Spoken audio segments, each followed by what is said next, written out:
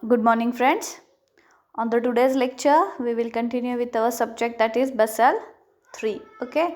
On the last lecture, we studied about the concept which is related to the Basel 1 and Basel 2. That recommendation is usually changed as per the change in the economic condition. So when you study about the Basel 1, which was launched, which was suggested in the 1988, when we studied the Basel 2, it was suggested in 2004. Some lacunas are there, which will not helpful for, you can say, for the transparent functioning of the banking, and hence in the Basel 3 the new norms were suggested. But why there is need of new norms? Because the economic condition, you can say, the economic condition of all the countries are changed, and so that there is new norm is necessary for it, and hence the Basel 3 was launched. Okay. What is the main agenda? It is the global regulatory standard on the capital adequacy, stress testing and market liquidity risk. आता एक लक्षात घ्या की पूर्वीपेक्षा आणि पूर्वीचे जे काही तिथं प्रॉब्लेम्स होते बँकांना, मग ते त्याच्यासाठी आपण bifurcation of a capital into 2 categories केलेलं होतं, tier 1, tier 2. If you study about the Basel 2, you studied about in the Basel 2 we studied about the 3 pillars, where we study about the supervisory control is required for the banking, because all the times bank engaged into the faulty operations and they depend upon the RBI for their assistance. But when we establish the supervisory control in a banking level, somehow it helps us to reduce the potential risk which is arise. So what is the Basel 3 is all about? The global regulatory standard is the bank capital adequacy, stress testing and market liquidity risk. First we have to understand what are the reasons for the Basel 3 formulation. First is the failure of Basel 2. Whatever the recommendation, or we studied the 3 pillar in the Basel 2, are totally failed. It is not totally, or you can say, the accurately executed in the banking sector. So the Basel 2 was totally failed. Inability to strengthen the financial stability. When you are classifying your capital or your functions in the 3 pillar, it is not provide the adequate, or you can say unable to strengthen the banking system or the financial stability.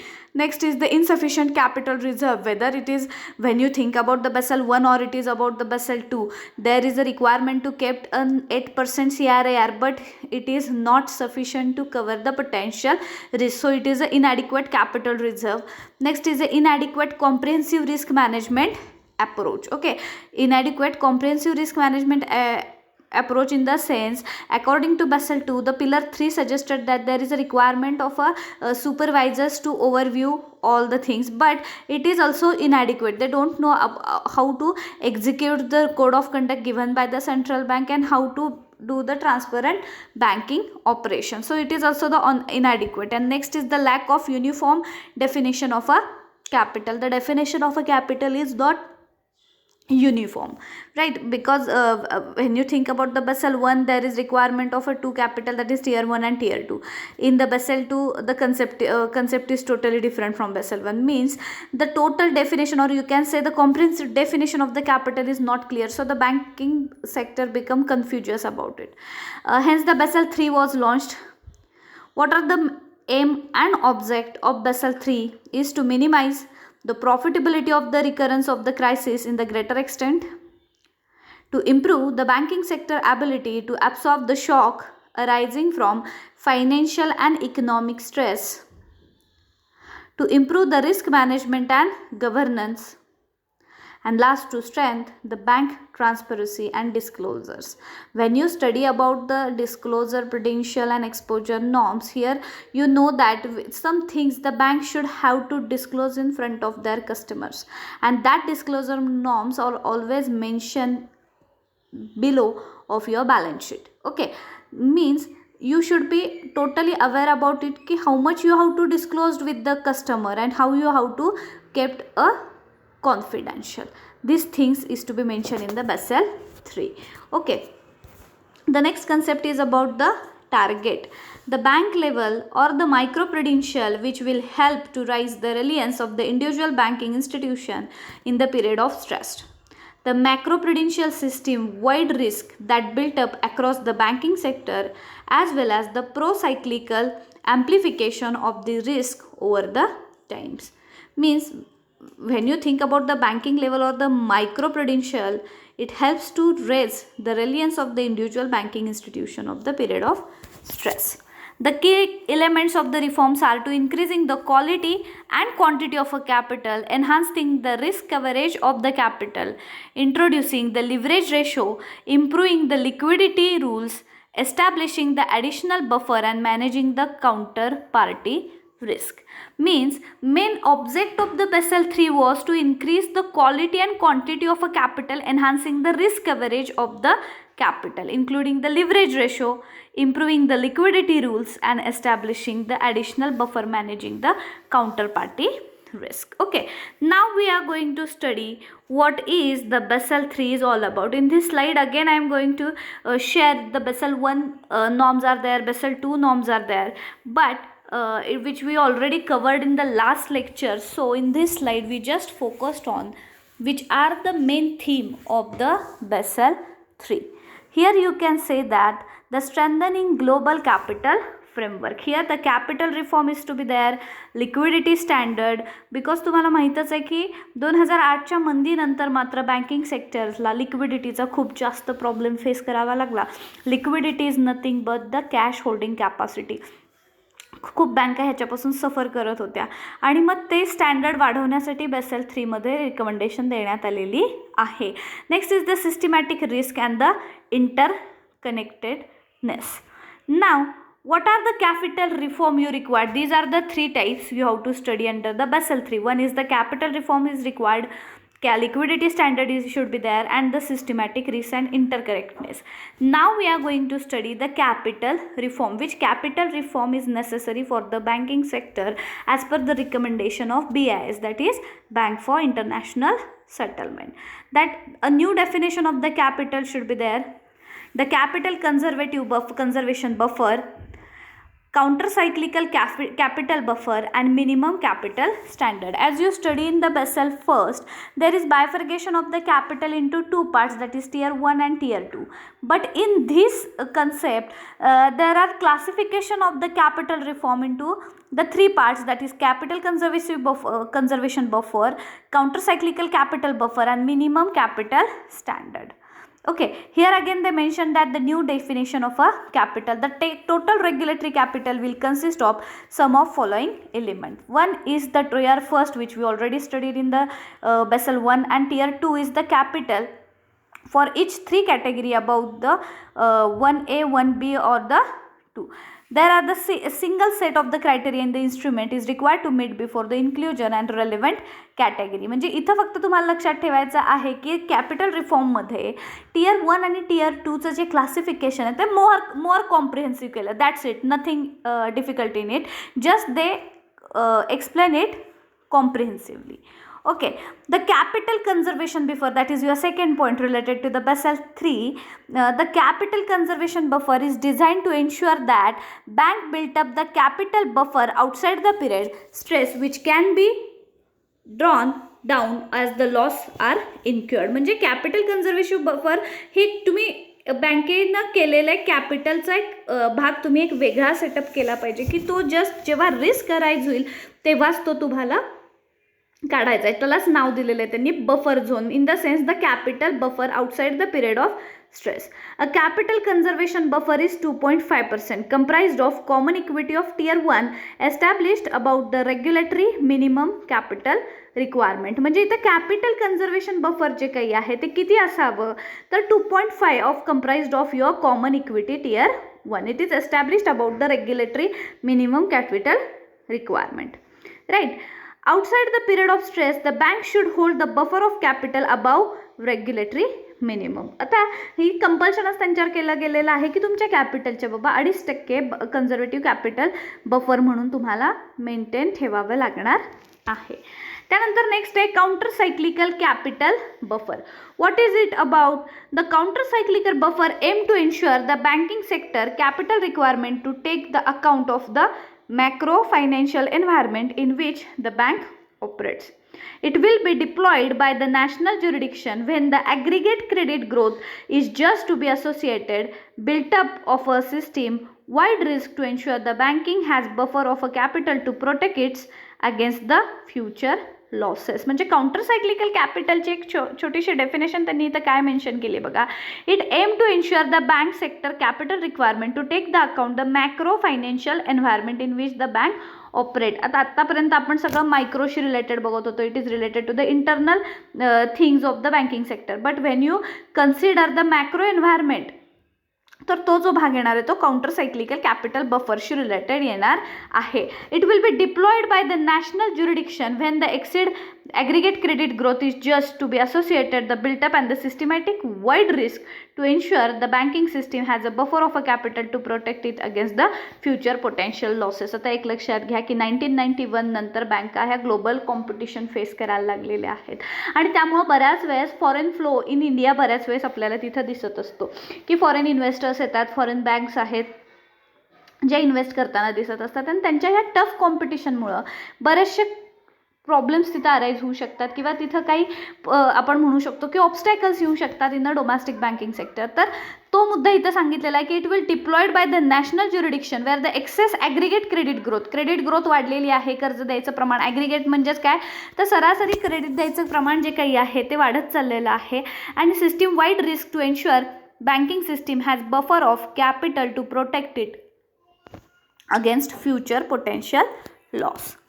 The next is all about the minimum capital standard. That slide will be I share on the group only. Just look at that and how the capital requirement is kept aside by the banking sector. You can see here. Now the liquidity standard. The next point is all about the liquidity standard. Here they give the bifurcation of liquidity standard is related to the short run and long run.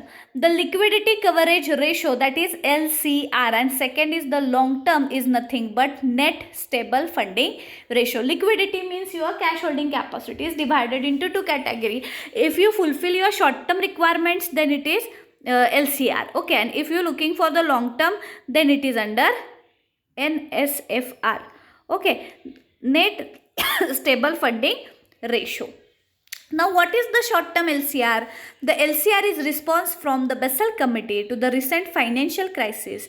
The LCR is proposal to require the bank hold the high quality of a liquid asset in order to survive emergent stress scenario. लक्षात घ्या, म्हणजे प्रत्येक बँकेनं स्वतःकडं कॅशची प्रमाण हे ठेवलंच पाहिजे, कारण आता जर if you are looking in the global competition तर ते फुलफिलमेंट तुमची झालीच पाहिजे. हा मुद्दा तिथं सांगितलेला आहे. बघा काय सांगितलेलं आहे. LCR is responsible from the Basel committee to the recent financial crisis. The LCR proposal required the bank to hold high quality of a risk asset in order to survive the emergence stress. आणि त्याच्यासाठी त्यांनी एक formula पण तो दिलेला आहे की stock of hi quality liquid asset divided by net cash outflow over the 30 days period should be greater than or equal to 100%. म्हणजे कॅश फ्लो हा केलाच गेला पाहिजे, कारण कस्टमरला कन्व्हिनियन्स जर तुम्ही प्रोव्हाइड केला नाही, when you are not providing the liability on the time, it will create the reputational risk. So LCR हा मुद्दा खूप महत्त्वाचा आहे. It is nothing but the high quality liquid. Short term LCR is must be lower than 1. It is higher the better. Higher quality of liquid means the liquid in the market during the time of stress, ideally by the central bank eligible. Now what is about the long term? Long termचाच मुद्दा आपण काय बघितलेला होता की ज्यालाच NSFR असं म्हणत होते. आपण इथं पण पाहिलेलं होतं net stable funding ratio, that is NSFR.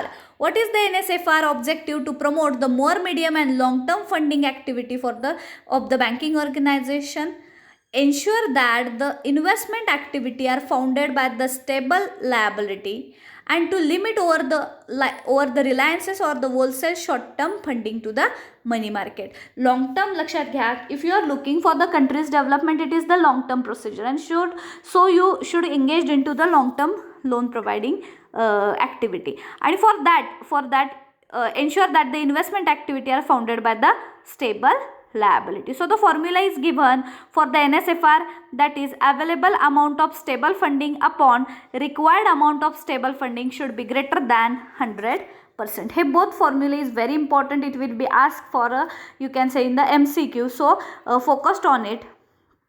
Next point is available stable funding is defined to be the total amount of institution, that is capital, preferred stock with the maturity is equal to greater than 1 year and liability with the effective maturity than 1 year or the greater. आता long term म्हटलं की more than 1 year इथं consider आपल्याला करावंच लागणार आहे. तर तो NSFRचा सगळ्यात महत्त्वाचा मुद्दा दिलेला आहे. रिक्वायर्ड द स्टेबल फंडिंग म्हणजेच काय, तर required the amount of a stable funding is calculated as the sum of the value of the asset held and funded by the institution multiplied by the RSF, that is required stable funding, added to the amount of OBS actively the potential liquidity exposure multiplied by its associated RSF. म्हणजेच तुम्ही जे काही funding करत असता it's sector wise तुम्ही funding provide करत असता, right. मग sector wise जेव्हा तुम्ही फंडिंग प्रोव्हाइड करत असता तेव्हा तुम्हाला काही गोष्टी लक्षात घ्याव्या लागतात. तो मुद्दा त्यांनी इथं सांगितलेला आहे. The required amount of stable funding is calculated as the sum of value of asset held and funded by institution multiplied by RSF factor and adding to the amount of OBS. म्हणजे किती प्रमाणात तुम्ही stable funding करायचं आहे त्याचा एक formula तिथं दिलेला आहे. आणि हा स्टेबल फंडिंगची गरज काय, what is the required stable funding, तर these components of the required stable funding are not equally weighted 100% of the longer loan than 1 year. तर तो मुद्दा तिथं सांगितलेला आहे. And 20% of government and corporate bonds, कुठल्या कुठल्या क्षेत्रांना रिक्वायर्ड फंडिंग तुम्ही करायचं आहे, तर हे मुद्दे त्यामध्ये दिलेले आहेत. Off balance sheet categories are also weighted. जे बॅलन्स शीटच्या बाहेरचे घटक तुमच्यावर इफेक्ट करत असतात त्याला ऑफ बॅलन्स शीट व्हेरिएबल्स असं म्हणतात. तर त्याच्याबद्दलही तुम्हाला थिंकिंग करायचं आहे. आणि लास्टचा मुद्दा जो काही सांगितलेला होता की सिस्टमॅटिक रिस्क अँड इंटरकनेक्टेड, त्यालाच काउंटर पार्टी रिस्क असं म्हणतात. The capital intensive for the CCPs or the OTC means the counter party risk थोडक्यात लक्षात घ्यायचं आहे. Higher capital for systematic derivatives, higher capital for inter financial exposure, contingent capital and capital surcharge for the systematic risk. म्हणजे जेव्हा तुम्ही बँकिंगशी related systematic risk जेव्हा arise होती तर त्याच्यासाठी त्यांनी काय सांगितलं आहे, the capital incentive for using the CCP, higher capital for systematic derivatives, higher capital on the inter financial exposure and contingent capital. Okay, now we are going to conduct our conclusion session of Basel III. Here just you have to focus on these 3 criteria, which is nothing but here main. These 3 points is very necessary according to your Basel III. One is the capital reform, second one is the liquidity standard, and third one is the systematic risk and interconnectedness. Okay. Now here we comes to the conclusion where we can see that the Basel III is introduced for the paradigm shift of the capital and liquidity standard, because you know the economic circumstances are changed at the time of Basel III. Basel III च्या वेळेस economic standard सगळे change झालेले होते, condition वेगवेगळ्या झालेल्या होत्या आणि so that तिथल्या रिक्वायरमेंट वेगवेगळ्या टाकलेल्या आहेत किंवा it is as per the you can say the circumstances in the economy.